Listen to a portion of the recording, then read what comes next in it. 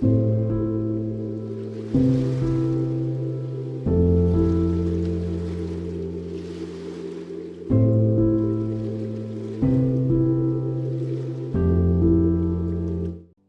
darsimizda biz Blender to'g'ri versiyasidan boshlab olamiz va hammasini tanlab olamiz A tugmasi bilan va X tugmasi bilan o'chirib tashlaymiz.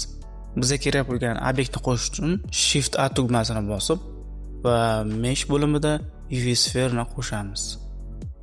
Va bu chap burchakda buni parametrlari bor. Biz buni to'g'rilab olamiz 16 va 8 ko'rinishida.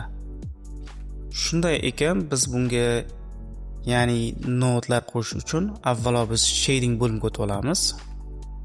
Ko'rganingizdek, va endi keyin qiladigan ishimiz new tugmasini bosamiz. Va undan so'ng biz Shift A tugmasi bilan va texturedan image texture'ni qo'shamiz. Va open tugmasini bosganimizda bizga kerakli bo'lgan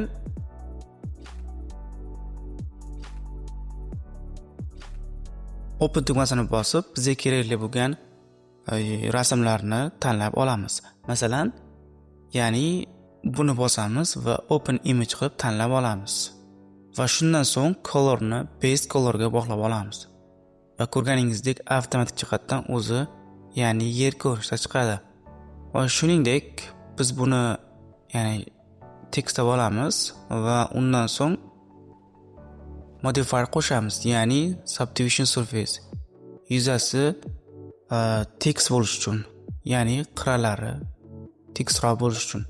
Va shuningdek, yerni diametrini kengaytirish uchun biz N tugmasini bosib va bu yerda ya'ni itemdagi diametrni o'zgartirishimiz kerak bo'ladi.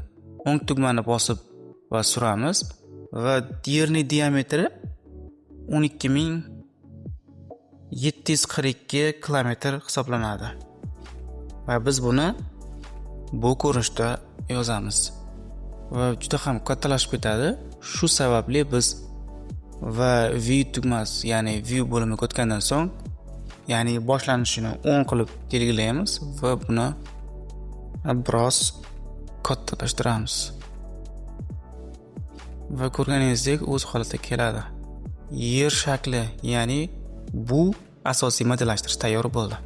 Va endi bizga yana kerak bo'ladigan, ya'ni okeanni qo'shishimiz kerak bo'ladi. Buning uchun biz u nodeni belgilab Shift tugmasini bosib, ya'ni kopiya qilib olamiz. Bu ko'paytirganimizdan keyin biz bu faylni ochamiz va Earth Landscape 16 ni bosamiz.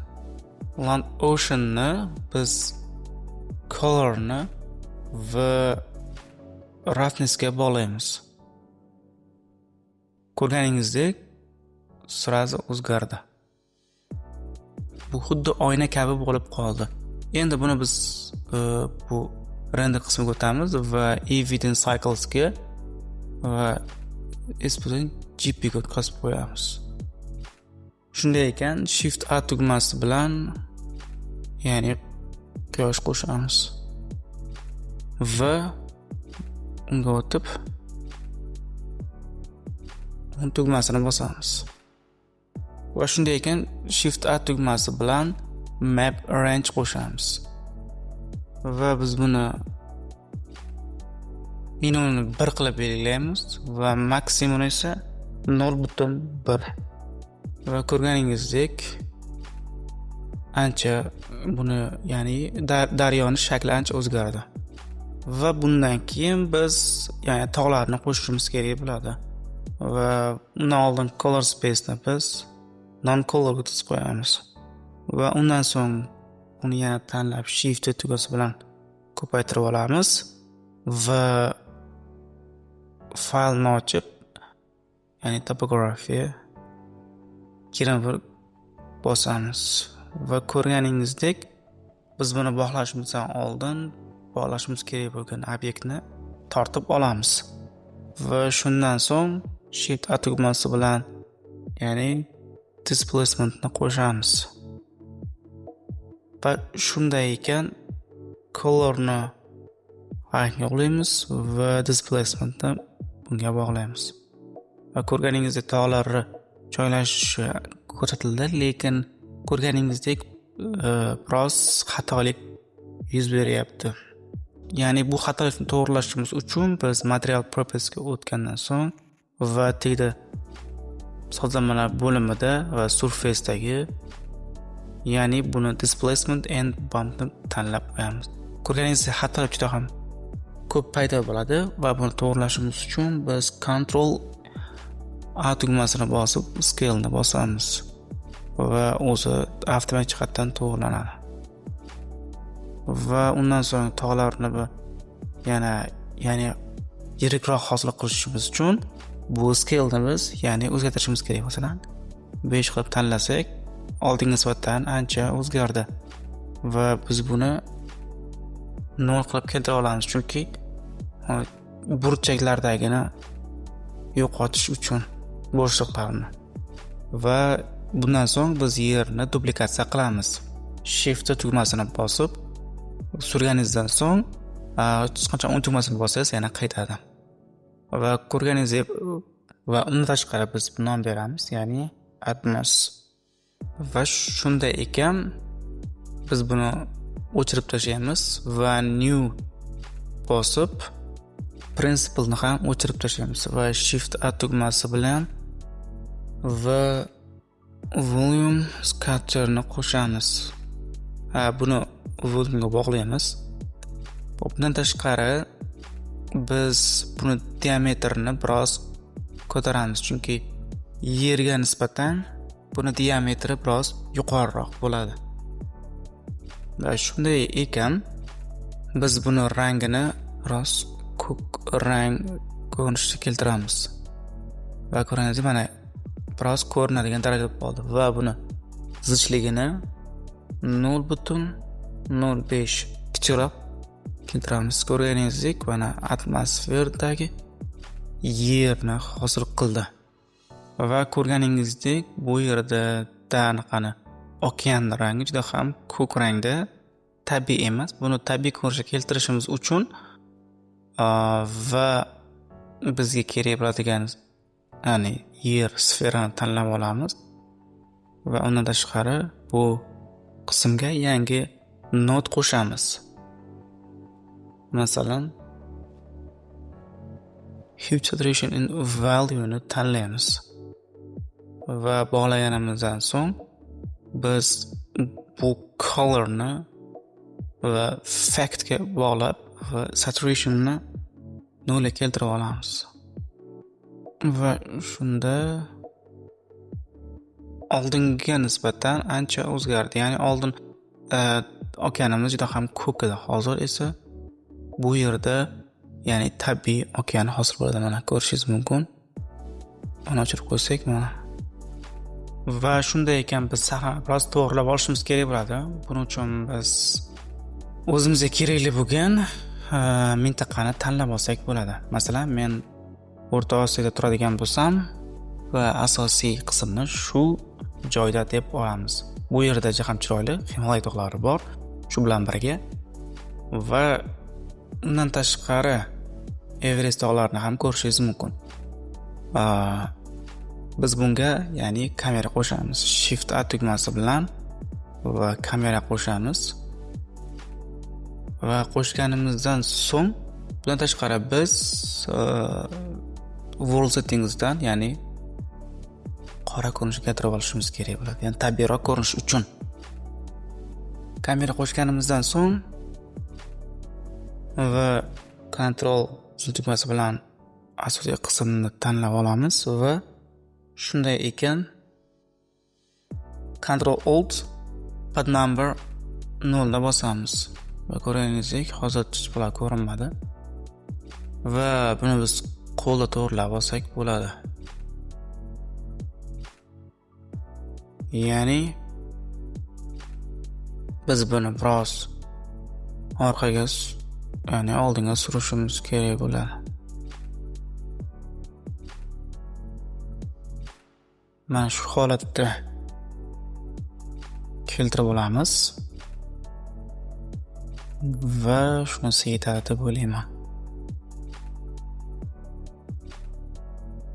va bundan tashqari biz kamera bo'limida biz buni biroz ko'tarib olamiz. Masalan, 10 va 10,000 ko'rinishda qilamiz. Va shu holatdan so'ng render bo'limida va buni biroz ko'tarib olamiz. Masalan, 0.05.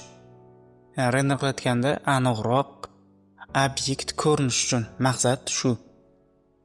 Va shunday ekan, endi bizning asosiy holatimiz tayyor bo'ldi. Buni ham renderini bir rasm shaklida ko'rishimiz mumkin. Mana ko'rganimizdek render holati hosil bo'ldi va bu yerda yerni bir qismini ko'rishingiz mumkin. Va shunday ekan, endi biz quyoshni tanlagan holda, ya'ni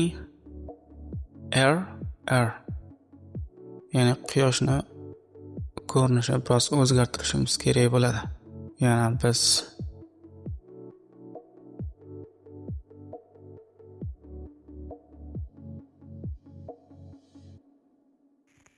va shu holatda yetadi deb o'ylayman. Va undan so'ng bizga yerni qayta tanlaymiz, ya'ni sferani va shift tugmasi bilan ana xuddi shu holatdan qaytaramiz va bunga biz nom beramiz. Cloud, ya'ni bulut deb nom berganimizdan so'ng va material propertiesga qaytib biz buni o'chirib tashlaymiz va undan so'ng qayta new tugmasini bosib va principal BSDPni X tugmasi bilan o'chirib tashlaymiz va shift A tugmasi bilan subsurface cutter-ni tanlaymiz va buni surface ga bog'laymiz. Yerga nisbatan bulut biroz yuqori balandda hisoblanadi va shuning uchun biz buni 4 dan 8 ga ko'taramiz. Va ko'rganingizdek tog'larga nisbatan bu joylashdi. Biz bunga ya'ni shift A tugmasi bilan texture va image texture qo'shamiz va buni tanlagan holda va yer rasmlarini tanlab va bu yerda cloud 8 ni bosamiz. Va buni tanlab bosganingizda va ko'rganingizdek bu yerda juda ham ko'p xatoliklar yuz beradi. Shuning uchun biz avvalo shift A tugmasi bilan mix shaderni tanlaymiz. Va biz buni bosgan holda va undan tashqari yana biz ko'rinishni kuchaytirish uchun ya'ni yerni transparent BSDPni qo'shamiz. Va biz buni birinchisiga va buni esa unga qo'shib qo'yamiz. Colorni fact ga boramiz. Va shundan so'ng va ko'rganingizdek bulutlar ko'rinishi biroz o'zgardi. Endi biz buni masalan ya'ni 3 deb tanlaydigan bo'lsak va radiusni 1 qilib belgilasak va buni ham biz color sifatida ko'rsatamiz va shunday shu not ko'rinishda biz mana ya'ni bulutni shaklini keltirib oldik. Va bulutni tanlagan holda ya'ni X tugmasi bilan ya'ni bulutlar shaklini o'zgartirsak bo'ladi. Ya'ni oqimini. Va yana Z tugmasi bilan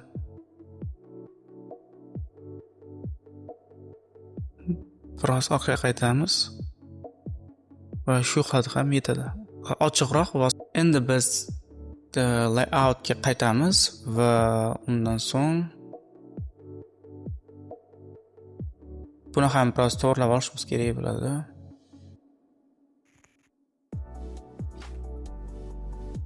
Va ko'rganingizdek va buni o'chirib qo'yganimizdan so'ng ko'rganingizdek men bu yerda ya'ni tabiiy shu'la ya'ni nur chiqib turishi hosil qilishimiz kerak bo'ladi.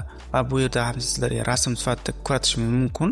Buni hosil qilish uchun biz avvalo compositing ga o'tamiz. Ya'ni o'tishdan oldin biz Viv layer sozlanmasida va bu yerdagi paletdagi light ya'ni undan tashqari shadow catcherni ham tanlab va undan so'ng render propertiesga o'tgandan so'ng filmikda transparentni yoqib qo'yamiz. Ko'ringizlar, bu bu yerda boshqacha ko'rinishda hosil bo'ldi va undan so'ng bir marta render qilib olish kerak, ya'ni bu shularni hosil qilish uchun.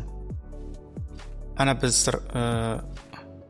biz render qilib oldik va shundan so'ng compositing bo'limiga o'tamiz va use nodes ni bosamiz va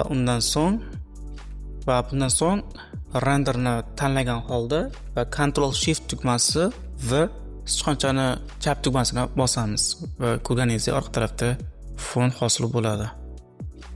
Va shuningdek biz shularni qo'shishdan oldin bunga yana bitta node qo'shamiz, ya'ni blur.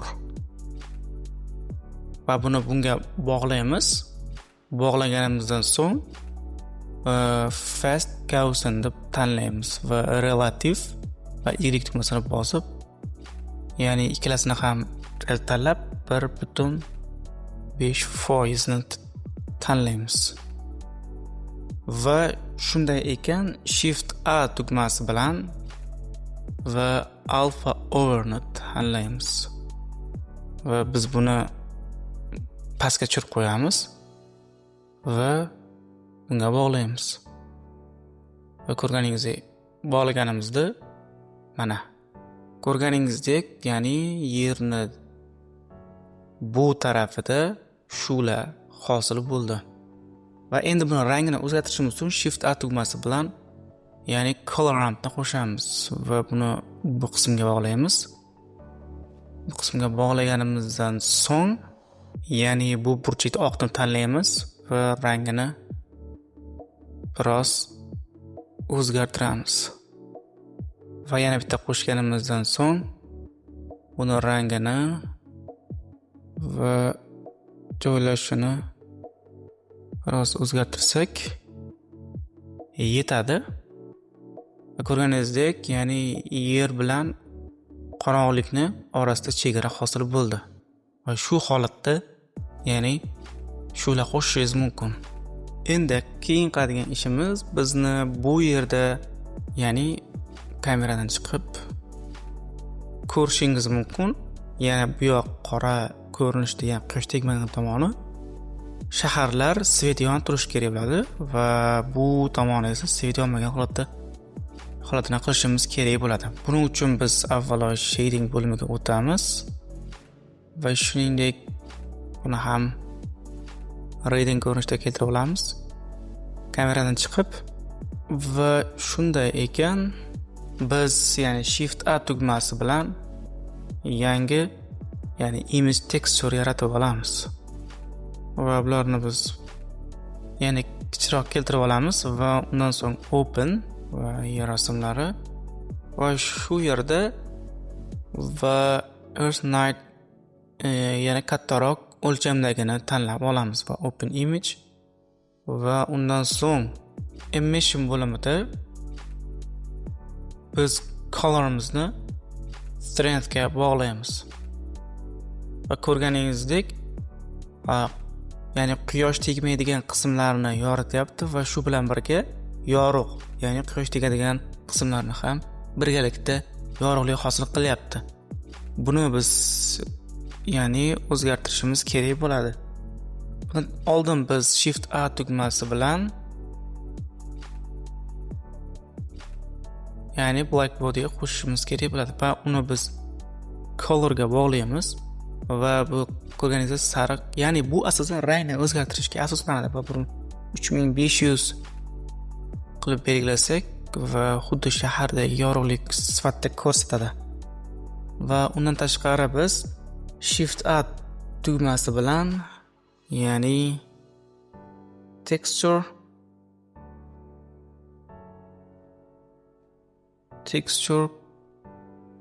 coordinate ni tanlaymiz. Va buni tanlaganimizdan so'ng biz bunga normal ni tanlaymiz. Normal. Ya'ni biz bu kamchilikni tuzatishimiz uchun hozir bu jarayon ketyapti. Objektni va bu qismga tanlaganimizdan so'ng va yana Shift A tugmasi bilan ya'ni math tanlaymiz va shu bilan birga dotsni, ya'ni bu value ga tanlaymiz. Va strength ga bog'laganimizdan so'ng va bu colorni bu value ga bog'laymiz. Va add ni multiply qilib belgilaymiz. Va bundan tashqari biz bunga ya'ni shift a tugmasi bilan ya'ni map arrange qo'shamiz. Va bosganimizdan so'ng va yaqinlashtiramiz. Bu from menu va maximumni biz o'zgartirishimiz kerak bo'ladi. Masalan, buni tanlagan holda negativ, ya'ni minus tarafga qaytaramiz. Ya'ni shift tugmasini bosib turgan holda. Va mana shu setadi. Va buni ham biroz yana to'g'rilab olishimiz kerak bo'ladi. Mana ko'rganingizdek, asosan bu yoqda qismlarda yorug'lik yo'qoldi, ya'ni chiroq bu yerda esa biroz ko'paydi. Lekin bu o'rtasida ko'rganingizdek bu yerda ham hal berib bor va buni tuzatishimiz uchun biz avvalo va bundan tashqari biz bu quyoshni tanlaymiz va Alt G tugmasini bosib, ya'ni asosiy holatdan bu yerni ichki ko'rinishi ichiga kirgizib yuboramiz quyoshni. Va yana sfera tanlab, ya'ni kichikroq va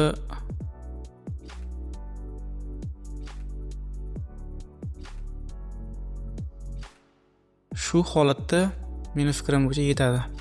Va buni biz biroz pasaytirib qo'yamiz. Yana shading o'tamiz. Ko'rganingizdek mana, ya'ni buni biroz ko'tarib tushirdik. Endi keyin qiladigan ishimiz va bu objektni, ya'ni quyoshni belgilaymiz.